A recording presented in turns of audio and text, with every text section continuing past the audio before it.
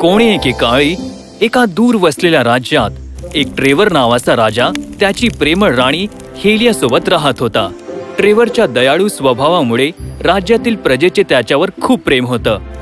पण त्याची पत्नी खूप निंदा करणारी आणि उतावळ्या स्वभावाची होती. तू माझी वेणी घालायला खूप वेळ लावत आहेस. मला माफ करा महाराणी, पण ही केशरचना जरा अवघड आहे. राणीला उलट उत्तर द्यायची हिम्मत कशी झाली? हा महाल सोडून कायमची निघून जा. अगं हिलिया, तू असं का केलंस? ती खूप जास्त मेहनत घेत होती. ती वेगाने काम करत नव्हती. तुला संयम राखायला शिकलं पाहिजे. कित्येकदा राणीच्या अधीर स्वभावाने वातावरण अशांत व्हायचं आणि बिचारा राजा त्वरित परिस्थिती सावरण्याचा प्रयत्न करायचा. हिलिया, तू तुझ्या मंत्र्यांशी अशा पद्धतीने बोलायला नको होतं.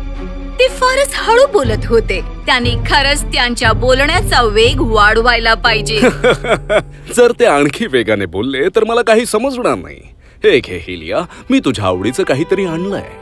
चाफा, हा मला अत्यंत प्रिय आहे. राजा ट्रेवर या विचारात होता की त्याच्या पत्नीला संयमांचं महत्व कसं पटवून द्यावं.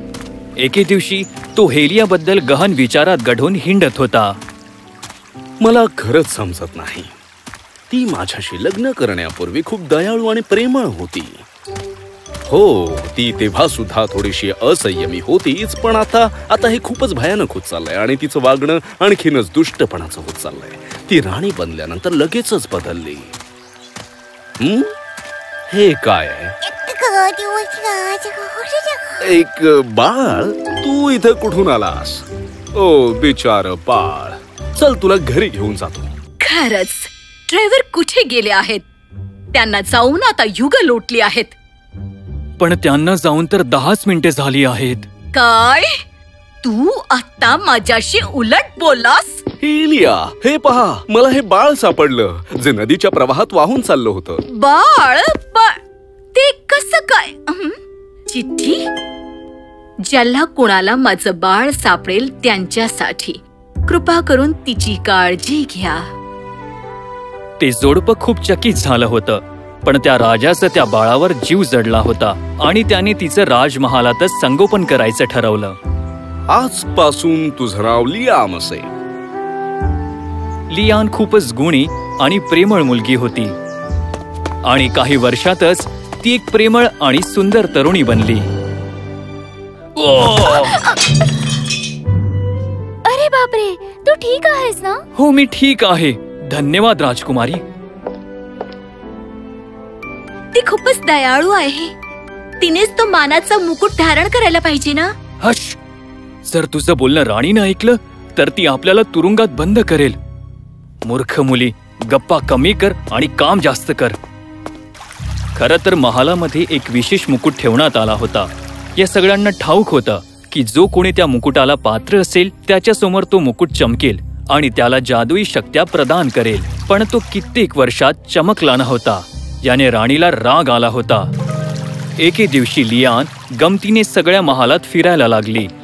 फिरत फिरत ती त्या खोलीजवळ आली जिथे प्रवेश निषिद्ध होता. वाव, ही खोली तर खूप लांब आहे. ओ, हे भलं मोठं दार कसलंय? तिने पुढे जाऊन ते रहस्यमय दार तिच्या पूर्ण ताकदीने ढकलले.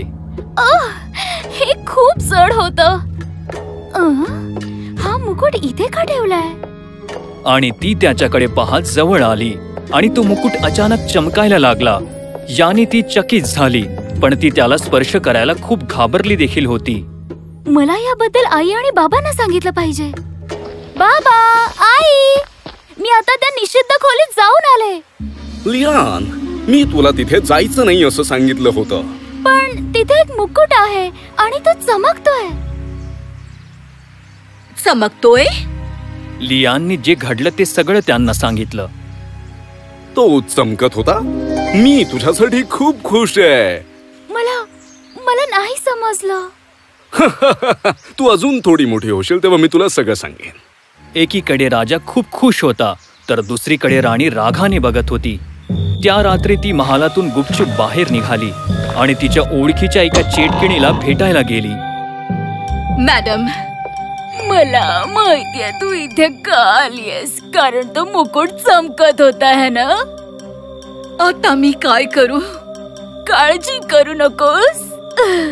मी तुझ्यासाठी ही अंगठी बनवली आहे, जी तू तुझ्या नवऱ्याच्या बोटात घाल. यातली जादू त्याला सगळ्या गोष्टींचा द्वेष करायला लावेल, ज्या ती त्याला देईल. हेलियाने मान डोलावली आणि लगेच तिथून निघून गेली.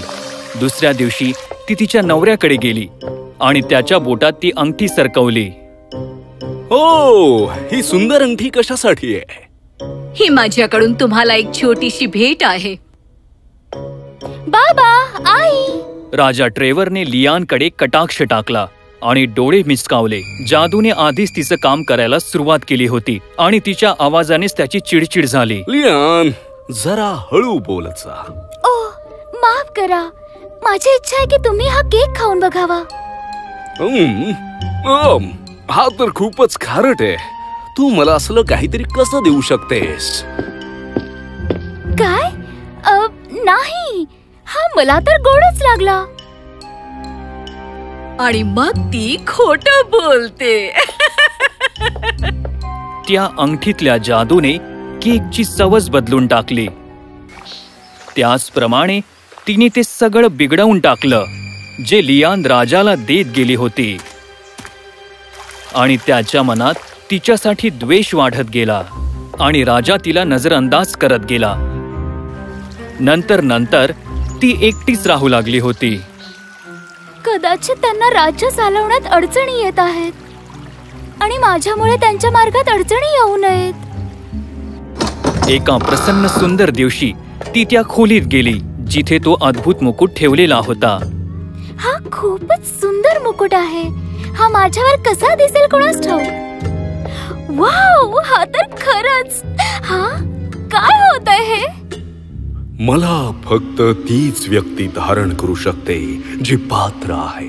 तू कोण आहेस तू? मी असा अद्भुत मुकुट आहे जो तुला जे काही प्रश्न पडतील त्या सगळ्यांची उत्तर देऊ शकतो. ओ, सध्या तरी मला एकाच प्रश्नाचं उत्तर हवंय, आणि तो म्हणजे हल्ली माझे बाबा असे विचित्र का वागत आहेत?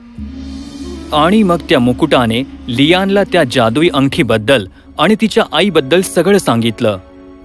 याचा अर्थ माझे बाबा द्वेष करत नाहीत. ही फक्त एक जादू आहे. पण माझी आई या मुकुटाच्या मागे लागली आहे. नाही, तुझ्या आईला हा मुकुट नको आहे. तो त्या चेटकेणीला हवा आहे. तुझी आई उतावळ्या स्वभावाची आहे, पण तरी सुद्धा ती खूप दयाळू स्त्री होती.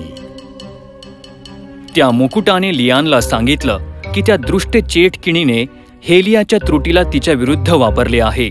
त्यामुळे गेली कित्येक वर्षे हेलिया जादूच्या प्रभावाखाली आहे. त्या चेटकिणीला माझ्या शक्तीच्या मदतीने इथे राज्य करायचंय, पण त्या तिच्यासाठी खूप जास्त आहेत आणि त्यामुळे ती माझ्यावर हेलियाच्या माध्यमातून नियंत्रण करू पाहते. पण आपण आईवरचा जादूचा प्रभाव कसा घालवू? तो राणीला स्वतःला संयमी बनवून घालवावा लागेल. लियानने थोडा विचार केला आणि अचानक तिला एक कल्पना सुचली. माझ्या आईला चाफा खूप आवडतो. जर ती त्यांना फुलवणं शिकली आणि ती फुलण्यासाठी संयम राखू शकली तर जादू नष्ट होईल. पण मी ते कसं करू?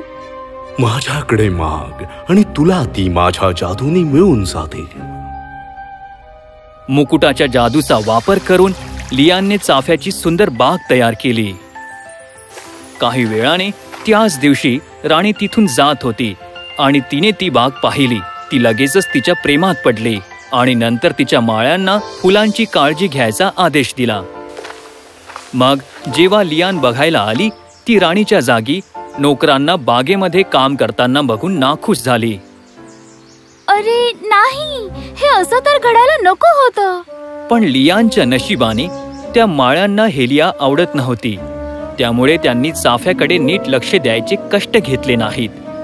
त्यामुळे तिने पुन्हा जेव्हा बगीचाला भेट दिली, ती काही फुलं कोमेजताना पाहून प्रचंड रागावली. जर तुम्ही चाफ्याची काळजी घेऊ शकत नसाल तर ती मी घेईन. इथून पुढे जाऊ नका. आणि लियान हे पाहून आनंदी झाला की आता राणी रोज येऊन बागेत काम करू लागली. सुरुवातीला हे तिला खूप अवघड गेलं.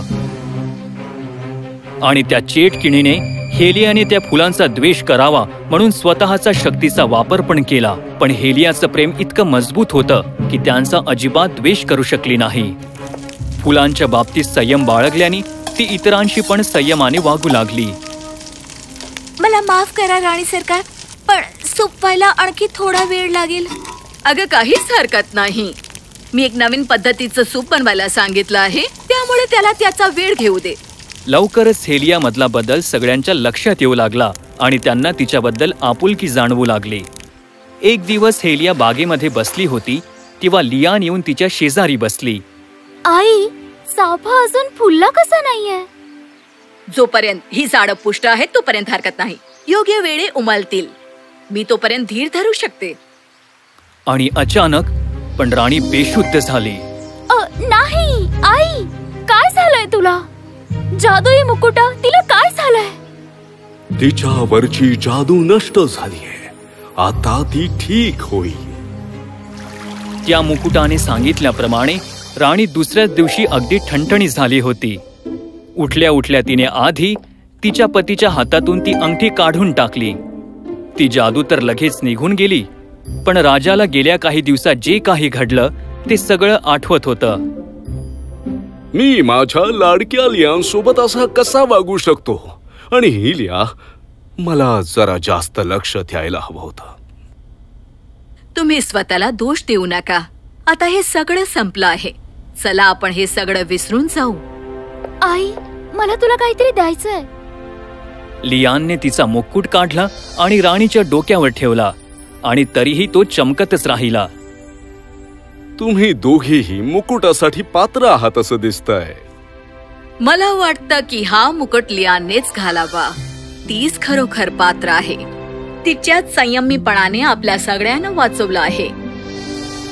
आणि मग हे राज्य पुन्हा एकदा आनंदाने भरून गेलं. राणी लवकरच ठणठणीत बरी झाली आणि सगळ्यात जास्त संयमी म्हणून ओळखली जाऊ लागली.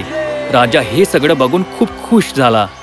त्याने त्या चेटकिणीला बंदी बनवून टाकलं, जेणेकरून ती पुन्हा त्याच्या राज्यात अडचणी आणू शकणार नाही.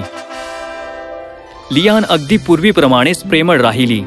तिने सगळ्यांना शिकवलं की संयम किती महत्वाचा गुण आहे आणि तो मोठमोठाले बदल घडवू शकते, जर तुम्ही लोक आणि वेळेची किंमत करायला शिकलात तर.